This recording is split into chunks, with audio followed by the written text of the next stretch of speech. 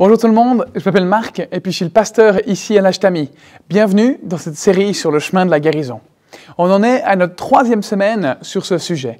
J'espère vraiment que les 2 premières semaines, avec les 2 premiers sujets qu'on a abordés, vous ont permis de prendre conscience de certaines choses que vous avez vécues et puis que vous avez pu commencer à mettre en pratique ce qu'on a vu.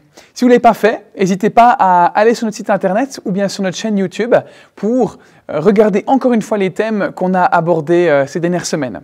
Dieu, il aimerait vraiment transformer nos vies, je crois, au travers de cette série, nous permettre de nous sortir de toutes les mauvaises choses qu'on vit et de nous donner la paix, de nous restaurer. Alors, manquons pas cette occasion, on peut la saisir en ce début d'année 2021. Ça m'est déjà arrivé plusieurs fois, en discutant avec les gens, de me rendre compte que j'étais loin de là où je voulais en être, en fait. Mais je me disais, mais mince, mais je sais que ce qu'il m'a dit, c'est super important, mais en fait, j'ai jamais pris le temps pour ça. Comment est-ce que j'ai pu oublier ça? C'est pas possible quand même. Je sais que c'est important, mais en fait, je l'ai mis de côté, puis j'ai oublié. Et puis je suis pris dans un engrenage, dans l'engrenage de la vie, pris dans le rythme, et puis je ne m'arrête pas pour accorder du temps à ces choses qui me semblent importantes. Et c'est ça le plus révoltant, c'est que ce n'est pas volontaire, c'est que c'est inconscient. Bien sûr que j'aimerais accorder du temps aux choses importantes dans la vie. Mais alors pourquoi est-ce que je n'arrive pas à le faire? Pourquoi est-ce que je ne le fais pas? Allez, demain, je commence. Je change les choses, demain, je m'y mets. Ou semaine prochaine, je m'engage à faire ça tous les jours. J'accorde du temps à ma famille, je prends le temps de me poser pour réfléchir à ce que j'aimerais vraiment faire de ma vie. Je réfléchis à pourquoi je me sens blessé et puis j'essaie de voir comment je peux guérir. Ou bien, j'arrête de me faire abuser relationnellement par mon employeur. Et pourtant, le lendemain, ces choses, je les ai remises au placard. Et puis tout ça, ça finit par me mettre en colère. J'arrive pas à changer. Et puis j'arrive à me persuader du fait que j'arriverai jamais à changer. Et là, il y a la colère qui monte en moi. Moi, je suis assez colérique pour des trucs comme ça. Ma colère, elle se transforme alors en peur. Peur de jamais pouvoir m'en sortir. Et puis cette peur, elle finit par se transformer en dépression. Puis je commence à m'apitoyer sur moi-même et sur mon sort. Et puis finalement, j'abandonne. J'arriverai jamais à changer. Et puis on retombe dans ce cercle vicieux du début. Puis on s'enfonce de plus en plus dans cette spirale. Comment est-ce qu'on fait pour sortir de ce cercle vicieux? On en parle depuis déjà quelques semaines. On l'a vu pendant la première semaine, la première clé spirituelle qu'on a vue, c'est d'admettre que j'ai un problème. Le principe de la réalité, faire face à notre réalité. La clé spirituelle numéro 2, à la 2e semaine, ce qu'on a vu, c'est celle de l'espoir. Non seulement je suis impuissant à changer, mais Dieu, lui, il a la puissance et il veut m'aider à m'en sortir. Il connaît mes problèmes, il s'en soucie et puis il m'aime. Il sait tout ce qui se passe dans ma vie et il offre de m'aider à changer. Il m'offre de l'espoir. Mais il ne suffit pas de savoir que Dieu va m'aider. En fait, il faut passer à l'action. On doit prendre une décision. Et c'est le sujet de la 3e clé spirituelle qu'on va voir aujourd'hui, qu'on va aborder aujourd'hui. C'est la suivante. Vous pouvez noter ça dans vos notes. Choisir de confier ma vie et ma volonté à Christ et puis dépendre de lui dans tous les domaines de ma vie. Cette clé spirituelle, elle se base sur ce que Jésus a dit dans Matthieu 11, 28 à 30. « Venez à moi, vous tous qui êtes fatigués et courbés sous un fardeau, et je vous donnerai du repos. Acceptez mes exigences et laissez-vous instruire par moi, car je suis doux et humble de cœur, et vous trouverez le repos pour votre âme. En effet, mes exigences, elles sont bonnes, et mon fardeau, il est léger. » Ce que Jésus veut dire au travers de ces versets, c'est qu'il faut venir à lui. Il est en train de nous dire « Viens à moi ». C'est une invitation de sa part. Je vais rendre ta vie plus facile, plus agréable. Je vais alléger ta charge. Tu seras soulagé, tu seras libéré. Tu auras du repos. Laisse-moi le contrôle de ta vie et regarde ce que je suis capable d'en faire, ce que je peux en faire. La vie, elle sera bien meilleure et moins stressante. Qui est-ce qui refuserait une si bonne offre? Et pourtant, certains d'entre nous, on l'a entendu sans pour autant passer à l'action. C'est comme si on avait un cadeau fermé, là, devant nous, et puis qu'on ne l'ouvrait pas. Dieu dit, je veux te faire ce cadeau de soulagement, de libération et de guérison. Et nous, on n'en fait rien. On le laisse fermer, on le laisse emballer. Qu'est-ce qui nous empêche de franchir cette 3e étape? cette étape qui est importante. Qu'est-ce qui nous pousse à attendre pour remettre nos problèmes à Dieu et puis qui fait qu'on retarde le jour où on confie notre vie à Dieu et où on dépend de lui dans tous les domaines de notre vie? Qu'est-ce qui peut bien m'empêcher de demander de l'aide à Dieu? C'est ce qu'on va voir aujourd'hui. Premièrement, l'orgueil. L'orgueil m'empêche d'admettre que j'ai besoin d'aide. On voit ça dans Proverbe 18, au verset 12. L'orgueil d'un homme le conduit à sa perte. Ça vous est déjà arrivé de ne pas vouloir demander de l'aide au vendeur dans le magasin dans lequel vous êtes, mais de vouloir trouver par vous-même? De ne pas demander de l'aide pour retrouver votre route alors que vous êtes un peu perdu et puis que vous auriez besoin d'un GPS. Moi, ça m'est arrivé. Peut-être qu'on n'est pas prêt à franchir ce pas. Peut-être qu'on n'est pas prêt à dire « Seigneur, je te soumets ma vie et je te soumets ma volonté. » Je ne suis pas encore prêt à le faire. Malheureusement, c'est souvent une fois que tout va mal qu'on accepte de lâcher prise et puis de reconnaître Dieu qui va faire qu'on lui accorde de l'attention finalement. Deuxièmement, la culpabilité. J'ai peut-être honte de demander de l'aide à Dieu. C'est la deuxième chose qui nous empêche d'accepter son aide. On voit ça dans le psaume 40, verset 13. « De partout, des malheurs m'ont assailli. Je ne peux plus les compter. Je subis les conséquences de mes fautes. Je ne supporte plus de les voir. J'en ai plus que de cheveux sur ma tête. Je suis complètement dépassé. » Est-ce que vous vous sentez parfois comme ça? Il y a trop à gérer. Trop de situations qui échappent complètement à mon contrôle. Tellement de situations où je voudrais que ça se soit passé différemment, où je voudrais que ça ne se soit pas passé comme ça. Tellement de situations de ce genre-là que j'en ai pas le courage de demander de l'aide à Dieu. Je ne veux plus demander son aide. Je dois réussir à m'en sortir tout seul. Je ne peux pas lui demander de l'aide. J'ai fait trop de trucs pas bien. Il ne va pas m'aider. Il ne voudra pas m'aider. Il ne voudra pas me soutenir. Ou bien, je suis d'accord de lui demander juste ça, mais juste une fois. Dieu, je te demande juste ça. Le reste, je m'en occupe. Mais si juste pour ça, tu pouvais m'aider, eh ben, ça serait top. On n'ose pas demander d'aide. On croit que Dieu ne veut pas entendre tout ce qu'on a fait, qu'il ne nous aime pas à cause de tout ce qu'on a fait. Combien de fois j'ai pensé comme ça? Non, mais je ne vais pas lui demander encore une fois. Je lui ai déjà demandé 10 fois de m'aider avec ça. Il doit en avoir marre, il doit perdre patience. Je lui ai déjà promis 10 fois que je ne ferai plus ça. J'avais honte de lui demander de l'aide. Impossible de lui demander son aide. Mais j'avais tort, complètement tort. Parce qu'il n'existe pas de péché, pas d'erreur, pas de problème que Dieu ne peut pas pardonner. Il veut nous aider. Ne laissons pas l'orgueil ou la culpabilité nous empêcher de franchir ce pas, de lui confier notre vie. Il y a une troisième chose qu'on peut mettre de côté pour franchir ce pas, c'est la peur. On peut avoir peur de devoir renoncer à trop de choses. Il y a cette peur d'être privé de sa liberté si on confie sa vie à Dieu, de devoir changer des choses, de devoir abandonner certaines choses. Finalement, c'est pas si mal ce que j'ai. Oui, ça fait mal de temps en temps, mais après j'oublie, donc c'est OK. Ça revient de temps en temps, mais dans le fond, ça pourrait être pire, je ne peux pas me plaindre. De quoi est-ce qu'on a peur? Pourquoi est-ce que confier sa vie à Jésus, ça nous fait peur? Qu'est-ce qu'on pense qui va nous arriver si on confie notre vie à Dieu et qu'on lui laisse le contrôle? Il va faire de moi une nonne, un moine, quelqu'un de taré. La vie, elle sera ennuyante. Je vais être coupé de tout. On se dit, je ne veux pas être contrôlé. Et ça, d'ailleurs, ça n'a aucun sens parce qu'on nous contrôle sans arrêt. On est sans arrêt en train de laisser des choses nous contrôler. La seule différence, c'est qu'avec Dieu, on choisit qui va nous contrôler. C'est la vie des autres qui nous contrôle. Les blessures qu'on n'arrive pas à oublier, elles nous contrôlent aussi. Les dépendances, les blocages, la façon dont nos parents nous ont élevés, toutes ces choses-là, elles peuvent nous contrôler. Elles ont une influence sur notre façon de fonctionner. C'est quoi la liberté? La liberté, c'est, entre autres définitions, de choisir qui nous contrôle. Quand on soumet notre vie et notre volonté à Jésus, il nous libère. Quand il était sur terre, Jésus, il a dit ça dans Jean 8. « Vous connaîtrez la vérité, et la vérité vous rendra libre. » Ce qui veut dire, c'est que je te libère. On sert tous quelqu'un ou quelque chose.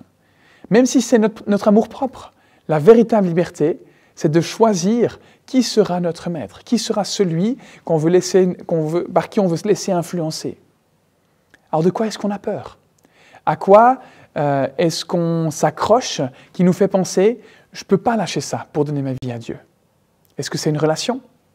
Est-ce que c'est une ambition? Est-ce que c'est une habitude? Est-ce que c'est un style de vie? Un système de pensée? Si un homme parvenait à posséder le monde entier, à quoi lui servirait-il s'il perd sa vie? Et que peut-on donner pour racheter sa vie? C'est une autre chose que Jésus a dite. Rien. On ne peut pas. En franchissant cette troisième étape, on abandonne tout. Et pourtant, ça veut dire que tout ira bien mieux qu'avant. C'est le monde à l'envers. Parce qu'il prend ce qu'on lui a donné, il le transforme, il lui donne un nouveau sens, une nouvelle vie, et il nous le rend tout à fait différemment, et bien mieux qu'avant. Si on a peur de soumettre notre vie et notre volonté à Jésus, si on a peur qu'il fasse de nous un fanatique, un fou, ou quelque chose d'autre de ce style-là, ou qu'il nous fasse renoncer à telle ou telle chose, on n'a pas à s'inquiéter des détails, de ce à quoi on va renoncer. Il ne faut pas se faire de soucis. Si on se concentre sur les détails, on ne prend jamais vraiment de décisions importantes. Et cette décision importante, de vouloir guérir. On peut venir à Dieu et puis lui dire, Dieu, je ne sais même pas ce à quoi je dois renoncer, mais je sais que ce que je veux dans ma vie, c'est que ce soit toi qui la dirige. Voilà ma vie. Laissons-le s'occuper du reste. Quatrième chose qui nous empêche de demander de l'aide à Dieu, c'est l'inquiétude. L'inquiétude, elle nous empêche de soumettre notre vie et notre volonté à Jésus. On confond la phase de prise de décision avec la phase de résolution de problèmes. Un exemple pour illustrer ça. En 1961, le président américain John Kennedy, il a annoncé publiquement que les États-Unis enverraient un homme sur la Lune avant la fin des années 60. 8 ans plus tard, en 1969, c'était fait. Il avait pris cette décision, enfin l'État avait pris cette décision. Est-ce que tous les problèmes ont été résolus avant la prise de cette décision? Ben non. Si on confond les phases de prise de décision avec celles de résolution de problèmes, on ne prendra jamais de décision. Parce qu'il y aura toujours quelque chose à régler. On prend d'abord la décision et ensuite on résout les problèmes. Si on attend que tous les feux soient verts avant de se mettre en route, ça ne marchera pas. On doit prendre la décision. Je choisis de soumettre ma vie et ma volonté à Jésus. J'ai des doutes, des questions, des peurs, des inquiétudes. Je ne sais même pas comment tout ça va se mettre en place, comment ça va marcher. Mais je sais que c'est la bonne chose à faire. Je sais que j'en suis convaincu et donc je m'y mets.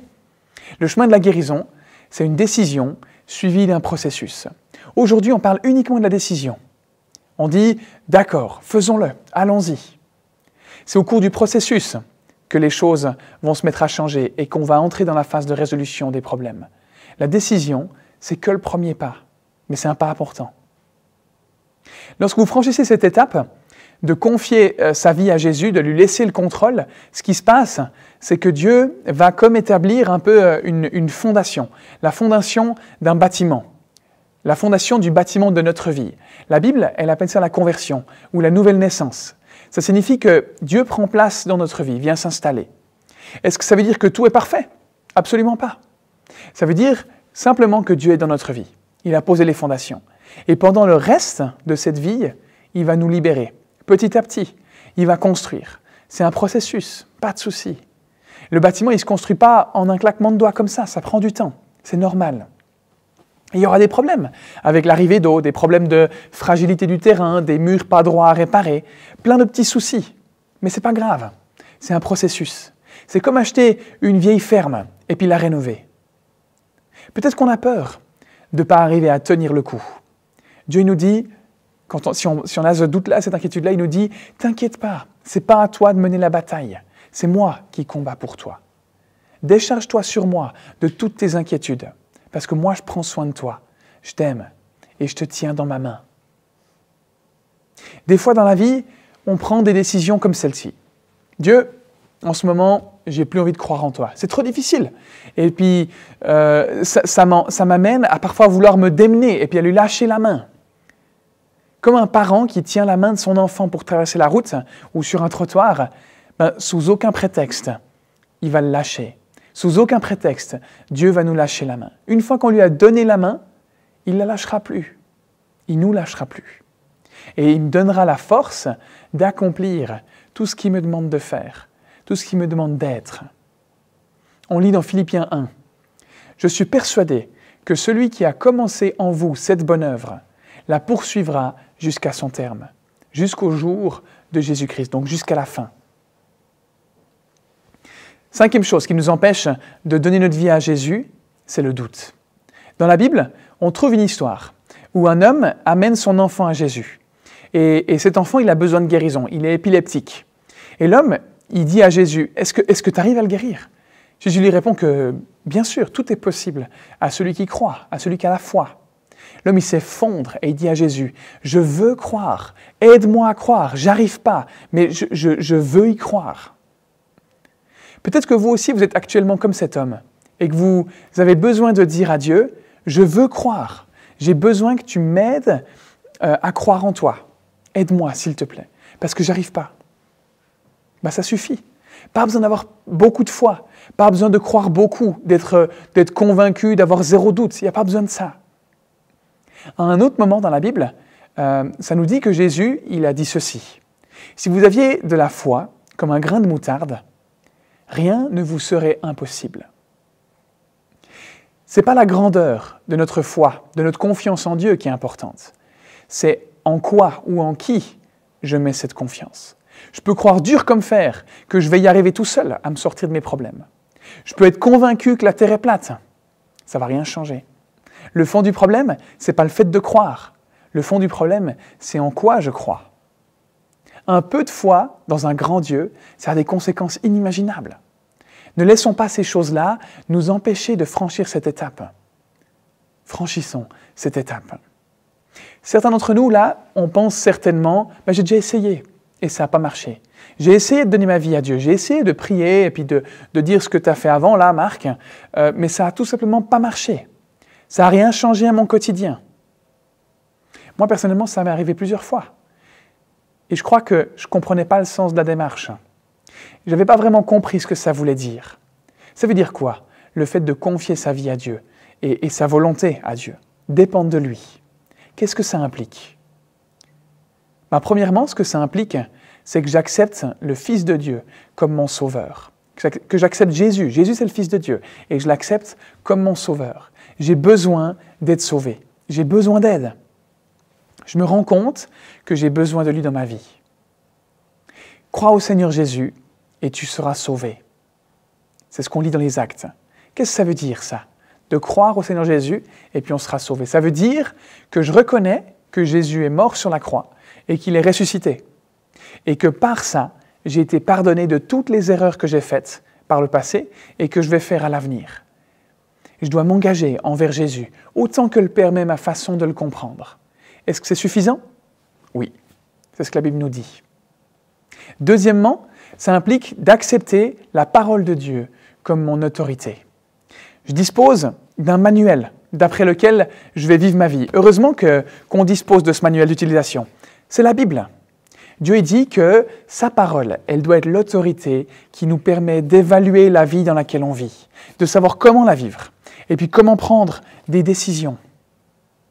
Dans ce manuel, dans 2 Timothée 3, l'apôtre Paul, qui est un de ceux qui a écrit de nombreux livres dans la Bible, il dit ceci.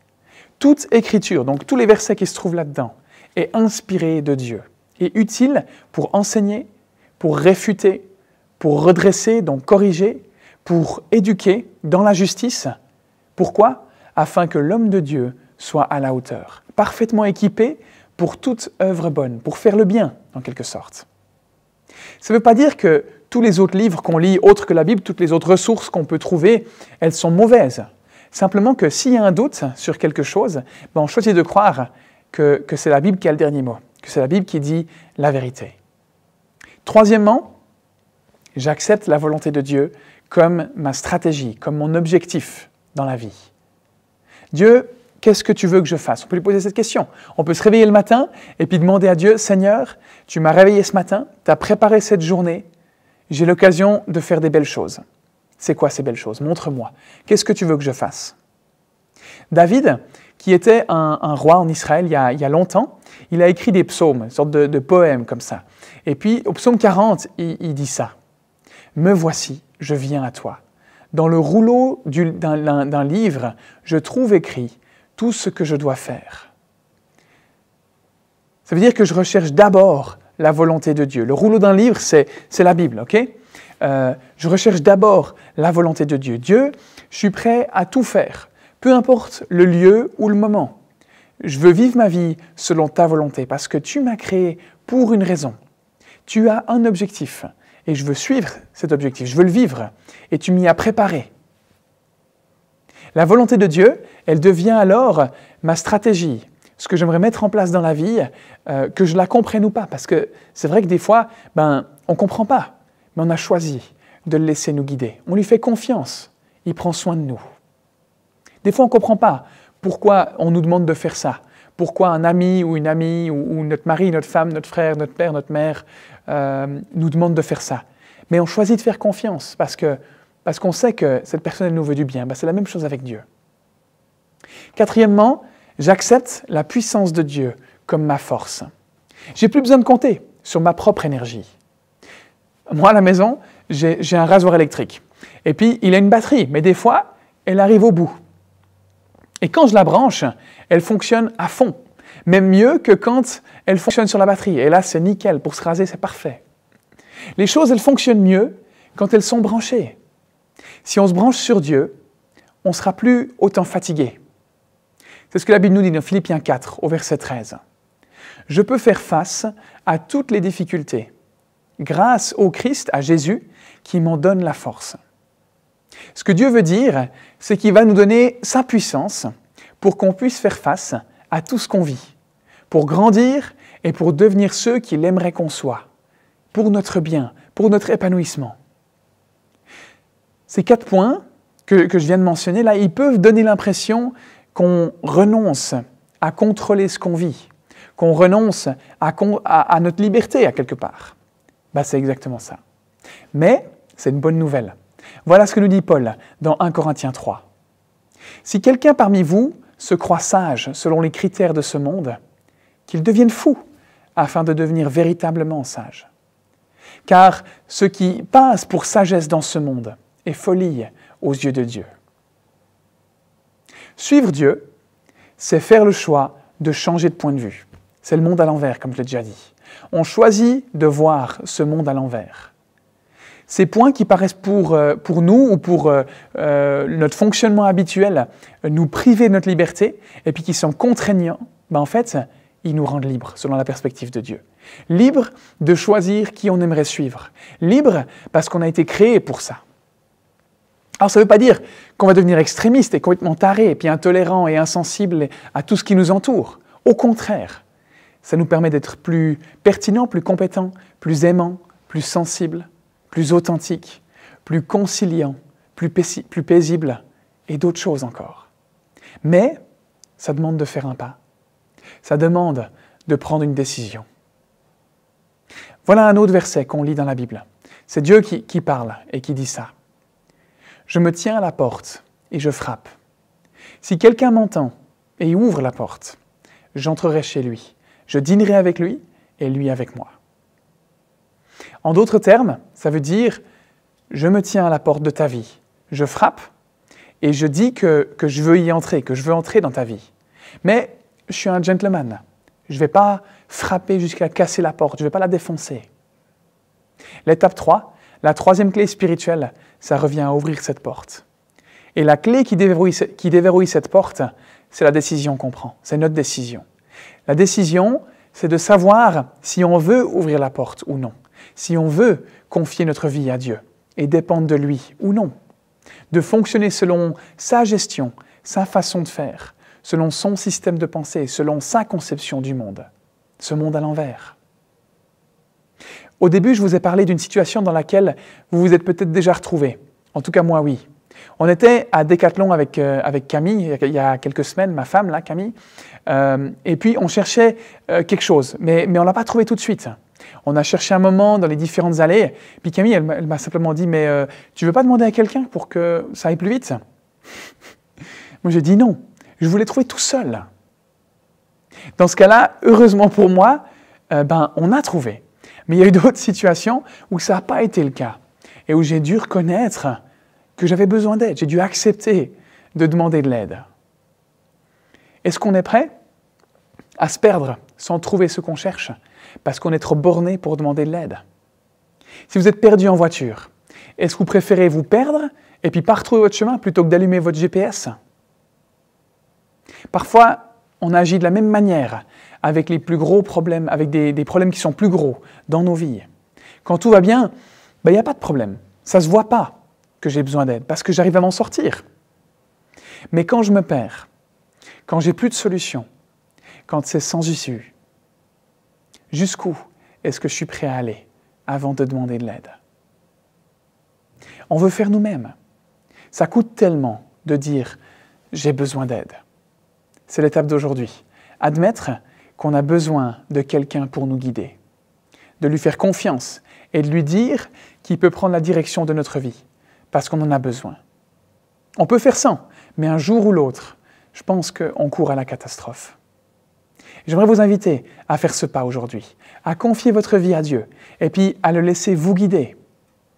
Dépendre de lui pour tout ce que vous faites dans la vie.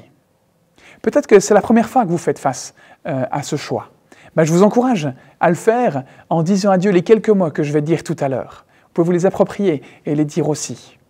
Peut-être aussi que vous avez déjà fait ce choix il y a quelques années, de dépendre de Dieu et puis de lui confier votre vie.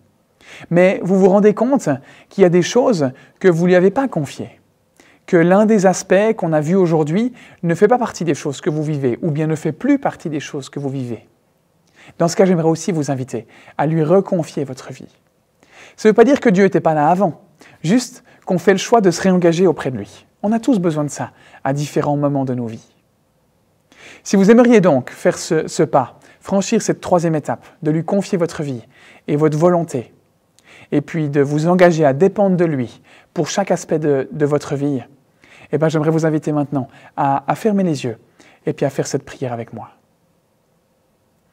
Seigneur Jésus, j'ai besoin d'aide. Tu te tiens à la porte et tu frappes. Je t'ouvre cette porte, la porte de ma vie.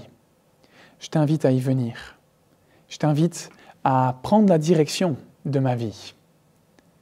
Je te confie ma vie. Je te fais confiance. Je sais que tu as ce qu'il y a de meilleur pour moi.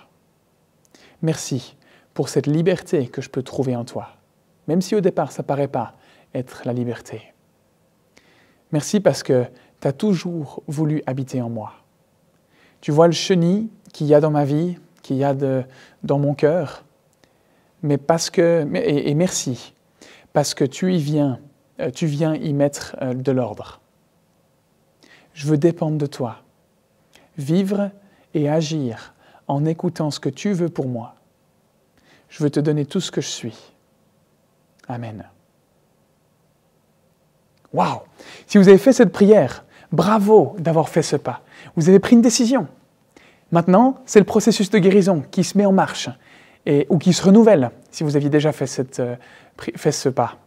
Et c'est très important de pouvoir en parler à quelqu'un de votre entourage de cette décision que vous avez prise de vous engager. Peut-être que vous avez un ami proche ou quelqu'un de votre famille à qui vous pouvez en parler. Écrivez-lui, allez boire un café avec, partagez-lui ce que vous avez vécu. C'est important de ne pas rester seul.